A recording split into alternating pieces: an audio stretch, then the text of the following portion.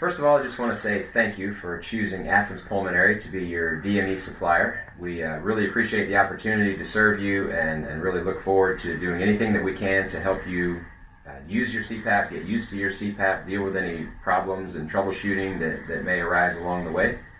So we really look forward to doing all that we can to help you use your CPAP successfully and become a compliant patient with therapy.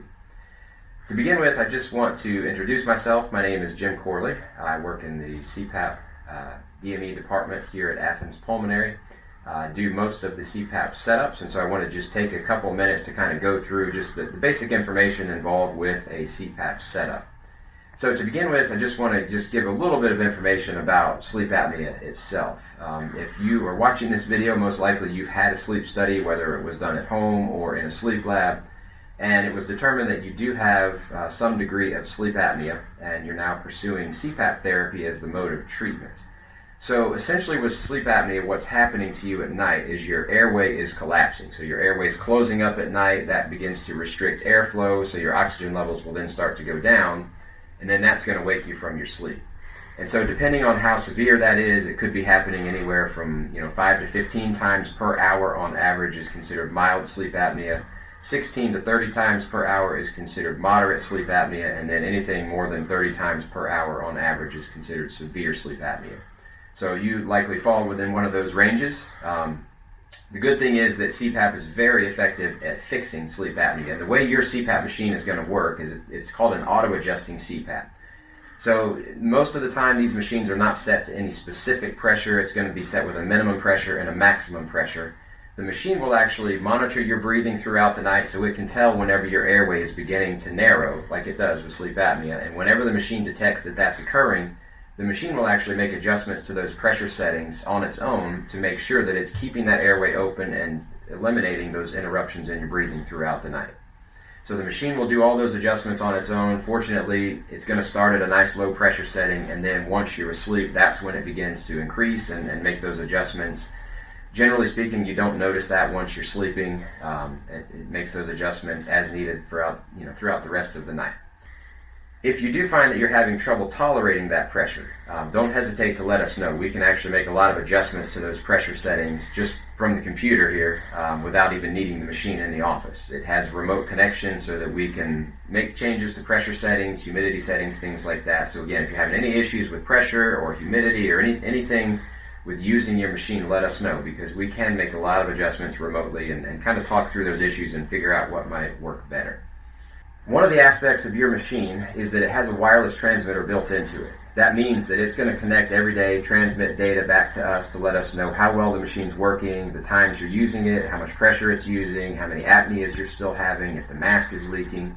So those reports are generated every day and sent back to us automatically. There's nothing that you need to do to set that up. It works like a cell phone, so it doesn't connect through home Wi-Fi or anything like that. So we're going to automatically get those reports. And if you're interested in being able to view that data, your CPAP machine, inside of the bag, there's an insert, a little display card in there that can walk you through the steps for downloading an app from ResMed called MyAir. If you choose to register for that app and download that on your phone, then you'll actually get those same daily reports that we do, just to fill you in on how well everything is working, potentially figure out if there's any problems with mask leaking or apneas or things like that. So those daily reports will come to you through that app as well if you choose to sign up for that. And I would encourage you to do that. It's a very helpful tool, gives you a lot of good information just so that you can get that feedback to know how well your therapy is working.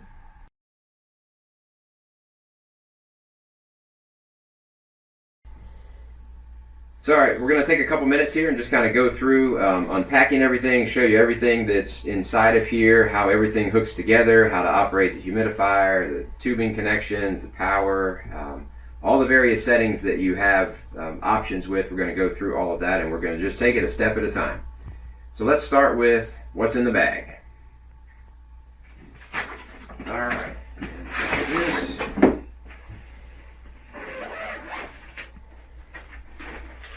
So right on top, you've got a little insert. I mentioned earlier that there is an app that you can download so that you can view the data from your machine, and that's what this little insert will kind of walk you through. So if you are interested in being able to view the data from your machine, this little insert will help you to follow those steps and do that. So right in the bottom part here, the pouch, we've got, of course, the power cords. We've got a power brick. along with an extension cord that plugs into the wall.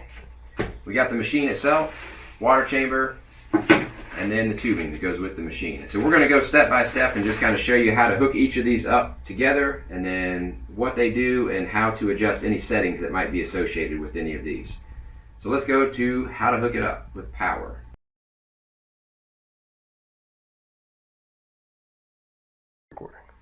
Alright, so power supply first. You got the brick here. Of course, you got to plug the end that goes to the wall right into the brick, and then this end is going to go in the back of the machine.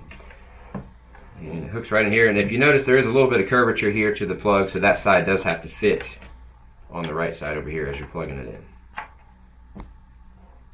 And now we have power.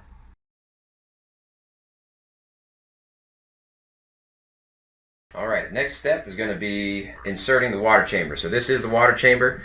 This does have a flip open lid here. You pull out on this little latch, and that allows it to pop open, which is how you fill it.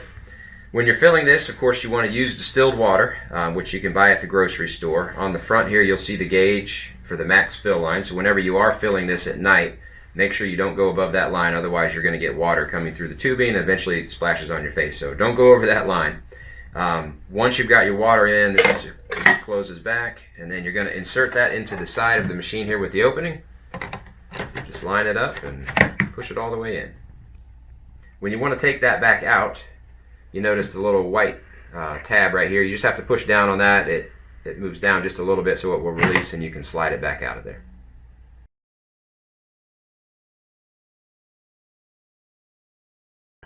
Alright, so the next thing we're going to hook up is the tubing. Now this tubing, you see the ends are different. One end has a special adapter with a little plug attached to it. Now what that's for, this tubing is actually heated tubing, specifically designed to make sure that it's going to stay warm enough inside of the tubing to prevent condensation.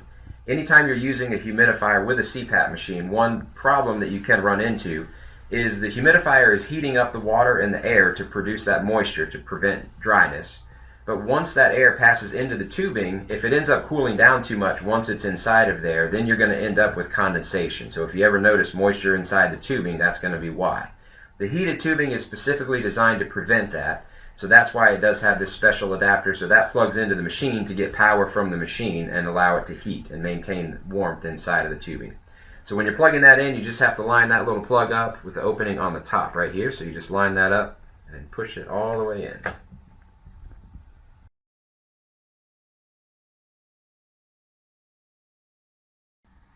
So now I'm going to show you how to hook up your mask to the tubing. So these are two of the most popular mask styles that we use. This is called an AirFit N20, which is a nasal mask. This is called an AirFit F30, which is a full face mask. What type mask you're using would have already been determined by one of us here. Based on whether or not you breathe through your nose or your mouth, what kind of pressures you're likely to be dealing with. And so we would have already figured that out, but I just want to kind of show you the basics. Most of the masks connect in a pretty similar manner to these two. So this full face mask in particular has a short little 90-degree elbow piece here, and it's very simple. This does come off and on. You got the sides here, you can just pinch that and that just pops off and on quite easily. The tubing just slips right over the end here. With this particular mask, what most people opt to do is just leave this connected inside the tubing and just pop this off and on the front of the mask. So these elbow pieces are particular to the mask that they come with. So most of these are not interchangeable. Every now and then some are, but most of the time these are not interchangeable. So if you do switch from one mask to another, you just always have to remember to pull that elbow piece out. And the end of the tubing here, where it's just kind of flexible, I don't know if that's rubber or what that is, but it's flexible. And the sizing here is standardized, so this will fit any CPAP mask. And so with our N20, the nasal mask over here, you notice the little connection here is a little bit longer, like an extra foot of tubing, but that just slips in all the same. And then on this particular mask, you do have the sides here you can pinch and squeeze and pull that off, and that just snaps right back in the front there as well. So all masks will fit this tubing because the connection is standardized, but you just, again, have to just make sure that the elbow is specific to the mask you're using.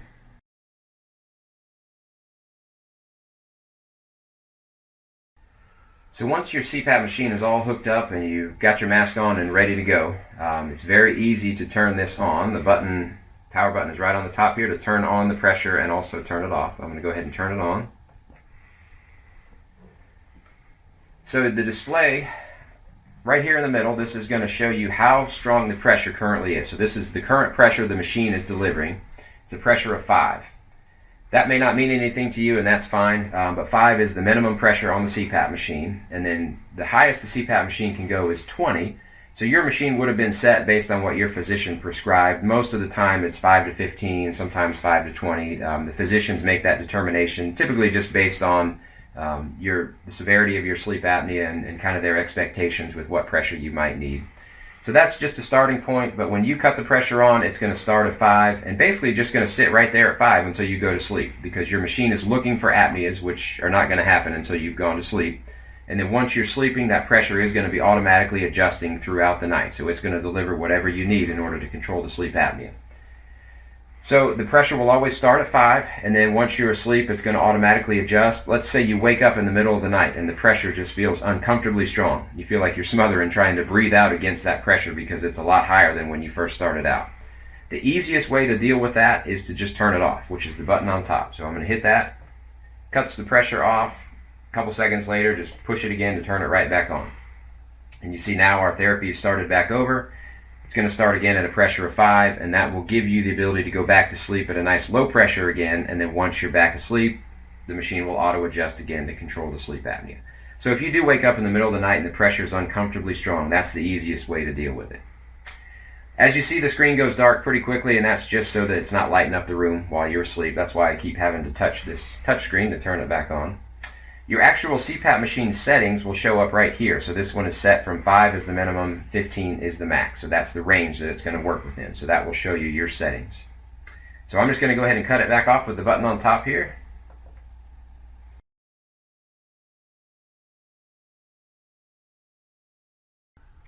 So once you've turned the pressure off on your machine, this is the display screen that you will see. This is called the sleep view.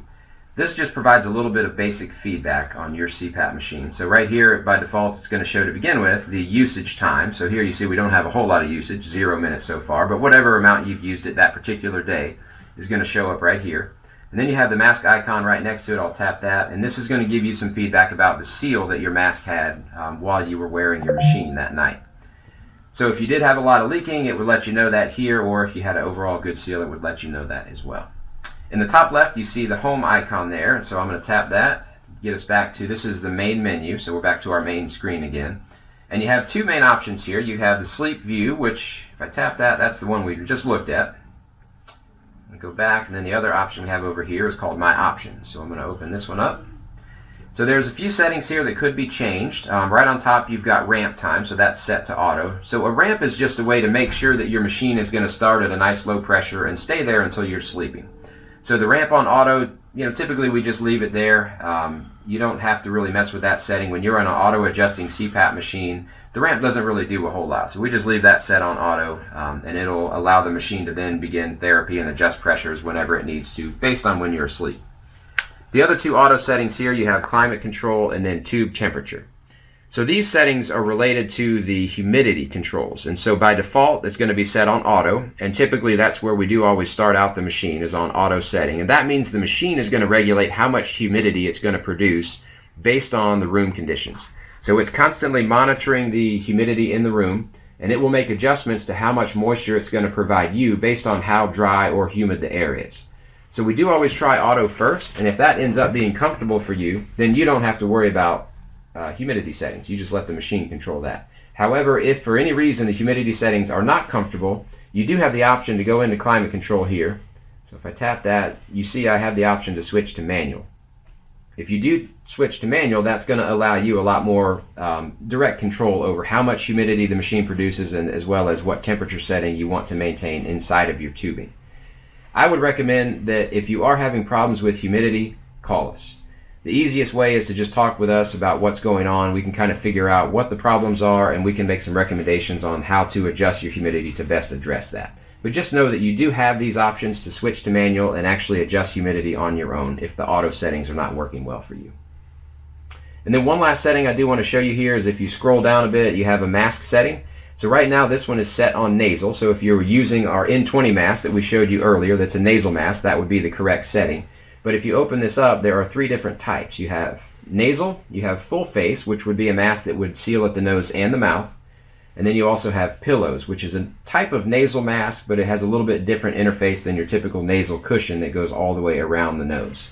So we can talk more about different mask types further down the road, but just know that your machine will already be programmed based on the type of mask that you're using. And if that changes at some point down the road, we would just adjust this. And this helps the machine be as accurate as possible when it measures air leaking. And that's pretty much it for the options on the menu screen.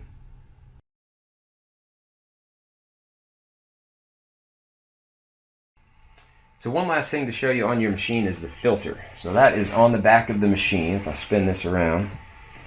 So this little door right here opens up, and there is a disposable filter right down inside of there. This is similar to an air filter that you would have in your house. So this is a disposable filter. The recommendation is that you just check this monthly. If it looks fine, you can just leave it on there. But when you do start to see some accumulation on it, or it starts to look dirty or discolored, then that's when you would just want to throw it away. These are not meant to be washed. They'll kind of disintegrate and come apart if you get them wet. So don't wash these, just throw them away once it's at a point where you need to change it. Your machine will come with 2 additional in the bag, and this is something insurance does allow you to replace monthly. You can order 2 extra of these every month if you want to. You probably won't need that many, but that just means anytime you need filters, you should be eligible to get them and replace them. So anytime you need these, just let us know. But all it is, you just take the new filter and just lay it back down in the case here and close the door back. And that's all there is to it.